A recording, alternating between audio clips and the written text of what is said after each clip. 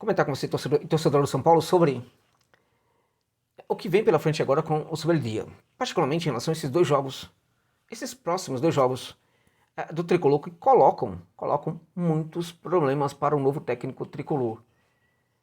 Evidentemente que o calendário brasileiro coloca pressão para o trabalho de um técnico. No Botafogo, o Arthur Jorge está sentindo isso, né?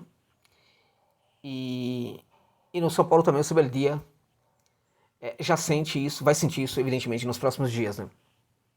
E é claro que a culpa disso sequer é tão do calendário, é bem mais dos dirigentes, né?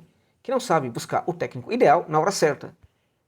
Porque ele poderia perfeitamente já estar ambientado a essas dificuldades se ele chegasse quando bancaram a invenção, né, do técnico do Água Santa, né? O Carpini. É o técnico lá do time da Série B, o Carpini, né? Mas o fato é que agora a realidade se impõe. Ela se impõe colocando, evidentemente, armadilhas das mais complicadas para o novo técnico do Tricolor. Então, comentar um pouco sobre isso, também à luz do que foi o resultado contra a equipe do Barça de Guayaquil, ok? Só antes, chamar a sua atenção para o fato de que este vídeo tem um patrocínio da PagBet, para você que curte uma aposta esportiva. PagBet, gente, PagBet, né? Casa nova que pintou aqui no mercado brasileiro de apostas há pouco tempo para democratizar o acesso às apostas. Né? Porque você pode depositar R$1, apenas R$1, e com este valor você já pode jogar lá na PagBet. Claramente, essa dica é para você que curte uma aposta esportiva, né? Tem coisas bem interessantes sobre a PagBet. Primeiro é que, assim, o atendimento é humanizado e durante 24 horas por dia. De tal sorte aqui, às 4 da manhã, se você entrar em contato com alguém, você vai ter um atendimento humanizado. Não será uma máquina, mas um ser humano a te atender lá na PagBet. Além disso, as odds são sempre muito altas, bem altas, cadastro rápido, simples, sem burocracia, né? E também tem um lema que é acertou, tá pago, porque se você ganhar, o valor entra imediatamente na sua conta a partir do seu pedido de saque. E por que entra tão rápido? Porque tanto o depósito como o saque na PagBet são feitos via Pix. Minha dica, cadastre-se lá, usando o link que está no comentário fixado deste vídeo. Eles falaram que você pode depositar R$1, coloca R$1. Sinta a atmosfera, vê se você curte. Se você curtir, você continua a jogar pela PagBet. Tem pra mim que você vai curtir. Não curtiu? Pega o seu dinheiro de volta. Mesmo antes de jogar, ele entra imediatamente em segundos na sua conta. PagBet, né, acertou, tá pago. É o lema. Eu confio aí nessa casa de aposta. Então fica essa dica pra você aí, beleza? Vamos lá. Antes de falar sobre os próximos compromissos, tocar numa reflexão que tive com um amigo meu, né, no grupo, né, no grupo que eu tenho no WhatsApp para os membros do canal. Abraço, inclusive, para esse amigo aí que é um torcedor apaixonado do São Paulo. E ele colocava, né, bom, mas esse time também do Barcelona, né, enfim, manifestava assim, vamos deixar claro, felicidade pela vitória, mas falava, né, esse time do Barcelona. E aí, a minha questão que eu coloco neste momento é o seguinte, não é bem mais importante, em um momento como esse, deixar a felicidade rolar, a alegria, ser feliz, né? Ao torcedor cabe ser tão analítico imediatamente após um resultado como esse? Sinceramente, para o torcedor, acho que não. Deixa a análise um pouco para depois. Curta um pouco a felicidade de um momento. Este é um ponto. Outro ponto, e acho que muito mais relevante aí para o debate, né? A equipe do Barcelona é melhor ou pior do que o Ituano? Do que uma equipe como o Novo Horizontino? Né? O que levava o São Paulo a jogar mal, né, contra o Novo Horizontino e contra o Ituano era sobretudo o São Paulo. Os problemas que o São Paulo tinha. O que levou o São Paulo a jogar bem contra o Barcelona foi sobretudo o São Paulo, né? E a solução de problemas que o novo técnico do São Paulo começa a apresentar no Morumbi. É isso.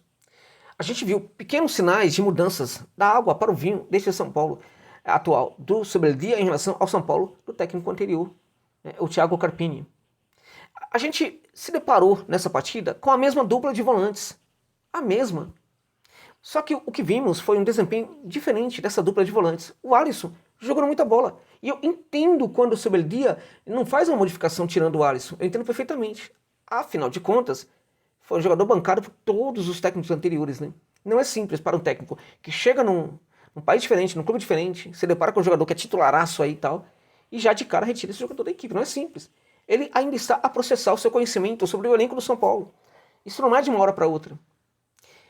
Também o Sobeldia teve pouco tempo para treinar, né? Para assim, materializar em treino as suas ideias. Acho que ele conseguiu compensar isso muito bem com a sua conversa.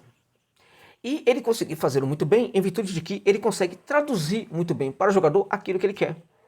Então a gente teve, portanto, uma dupla de volante jogando bem. Um Alisson jogando bem. O Pablo Maia acordado, jogando bem também. Há muito tempo que ele não jogava, né? É um jogador diferenciado, precisa, na verdade, ter um pouco mais de comprometimento com o jogo. E isso aconteceu nessa partida. O que já não vinha acontecendo tanto nas outras partidas anteriores.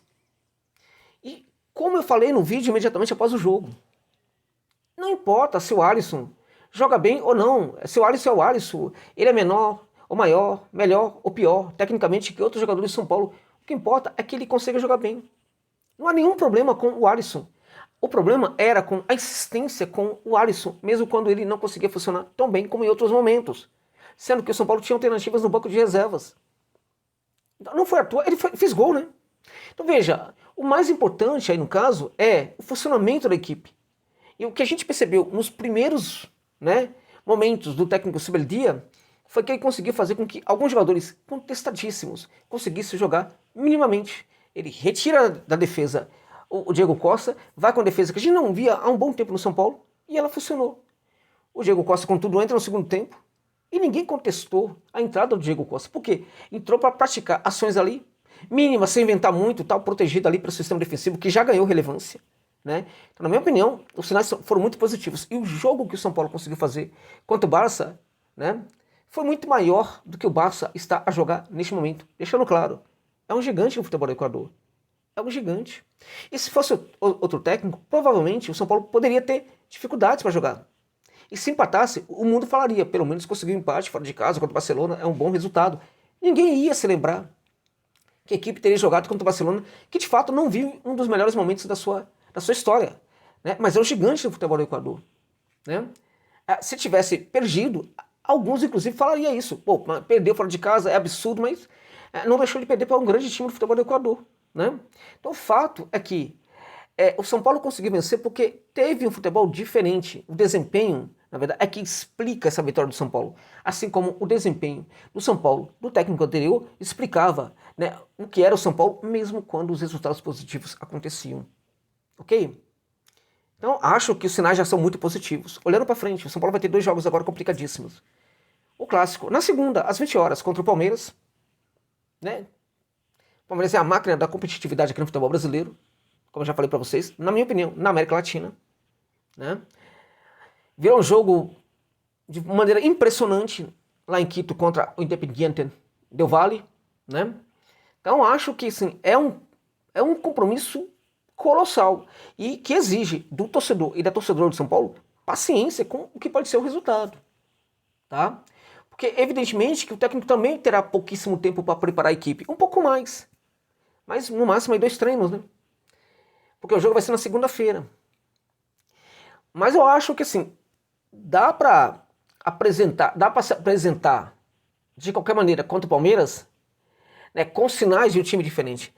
Dá para ser um pouco, ainda que pouco, o São Paulo do Sobeldia em relação ao São Paulo do Carpini. E se perder o Palmeiras, também precisaremos lembrar disso, né?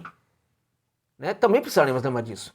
Porque senão, de nada vale a reflexão positiva em relação a esse São Paulo do Sobeldia que venceu o Barcelona. Se perdeu para o Palmeiras, claro, o técnico teve pouco tempo, mas também teve pouco tempo para treinar contra o Barcelona, né? Então, um pouco do São Paulo do Sobeldia já estava presente no time que venceu o Barcelona. Um pouco do São Paulo e até um pouco mais do São Paulo do Sobeldia estará presente na equipe que poderá vencer, poderá empatar e poderá perder para o Palmeiras. Então a questão não é perder, vencer ou empatar, a questão é entendermos os sinais que poderão ser deixados em campo por esse novo São Paulo do Sobeldia. Os sinais que a gente viu contra o Barcelona estarão presentes? É isto que importa. E acho que alguns desses sinais certamente estarão presentes, provavelmente alguns outros, né? Se eles serão suficientes para que o São Paulo consiga um bom resultado, não sabemos. Mas se obter um empate, por exemplo, já será um resultado interessante. Mesmo se não perder numa situação muito complicada, na minha opinião, se os sinais forem positivos, está tudo muito bem. Se vencer, glória, título mundial, na minha opinião. Beleza? Depois, sem muito tempo, o time vai ter que viajar para o Maranhão para jogar lá no Mangueirão contra a equipe do Águia de Marabá. Felizmente não vai para o interior, né? Vai para a capital mesmo, né?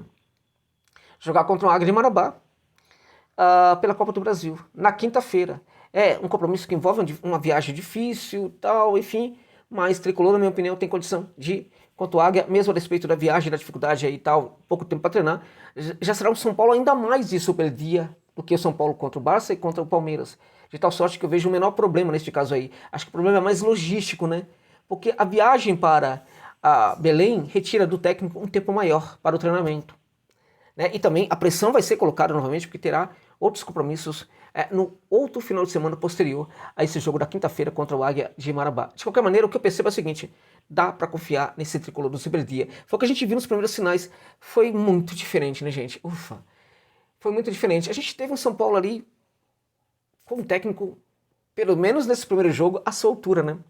Com entendimento impressionante do que estava acontecendo, com muita lucidez, inclusive com entendimento, apesar do pouco tempo, muito interessante sobre o que era o jogo do adversário e como o jogo do São Paulo poderia se impor para romper com a qualidade, ainda que para muitos mínimas, do jogo do adversário lá no Equador. Sensacional. Então, para mim, estou muito otimista e acho que o São Paulo pode sim lidar muito bem com esses próximos desafios. E acho sim que, pelos sinais que já vimos em campo, dá para acreditar demais nesse trabalho do Luiz Sobeldia como técnico do Tricolor do Morumbi. Tá bom, meus amigos? É isso.